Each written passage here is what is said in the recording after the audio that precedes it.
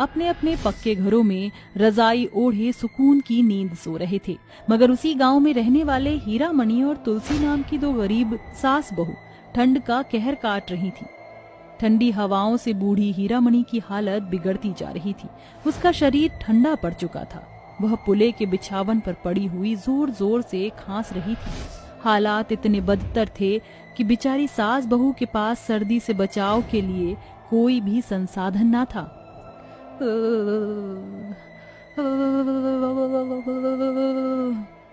माँ जी, आप ठीक तो हैं?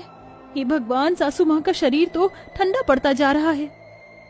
ये तो हर बरस की बात है बहू, जब हम जैसे जाने कितने गरीब बदहाल इस ठंड की ठिठुरन में दम तोड़ देते हैं। लगता है ये पूस का जाड़ा मुझ बुढ़िया को भी ले बीतेगा।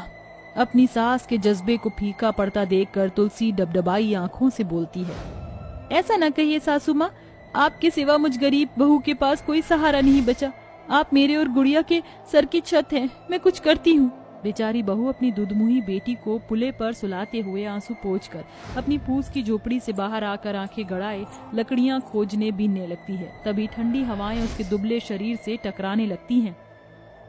इस सर्द भरी बैरन बयार ने तो क्षण भर में ही जोरों का जाड़ा उखाड़ दिया। मुझे भीतर जाना चाहिए। तुलसी ठिठुरते हुए घर में आकर आग जलाती है और दोनों सास बहू आग तापने लगती हैं। तभी सर्द भरी हवाएं भारी तूफान का मोड़ ले लेता है, जिस कारण आग की लपटों से गरीब सास बहू की फूस की झोपड़ी सुलग उठती है। दोनों सास बहू गुड़िया को लेकर जान बचाते हुए घर से भागती हैं और अपने घर को आग में जलता देखकर बूढ़ी हीरामणि फूट फूट कर रोते हुए कहती है, क्यों आखिर, क्यों भगवान, क्या हम गरीब सास बहू को भूख की मार मारना काफी नहीं था जो तूने आज हमसे ये छत भी छीन ली? और कितना दुख भोगना बाकी बचा है हम सास बहू को। माँ जी, संभालिए खुद को, भाग्य का लिखा कौन मिटा सकता है। बेचारी गरीब सास बहू अपने लड़खड़ाते कदमों को संभालती हुई कई दिनों की भूख लिए ठंड में सर छिपाने के ठिकाने में भटकती हुई एक पाइपलाइन के पास पहुंच जाती हैं। चल बहू, अभी भोर होने में आधी रात बची है, इस पाइपलाइन में चलते हैं, क्योंकि हम तो जैसे तैसे ठंड का कहर झेल लेंगे, मगर ये नन्ही बच्ची ये निगोड़ी सर्दी ज्यादा देर सह ना सकेगी।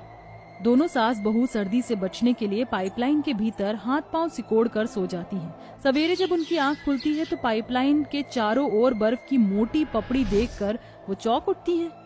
अरे तुलसी बहू, गुड़िया इतना क्यों बिलख रही है? माँ जी, गुड़िया दूध के लिए रो रही है। हे ईश्वर, ये भूख की कैसी मार है जिसमें हम सास बहू के संग बेचारी बच्ची भी जूझ रही है। कभी सोचा नहीं था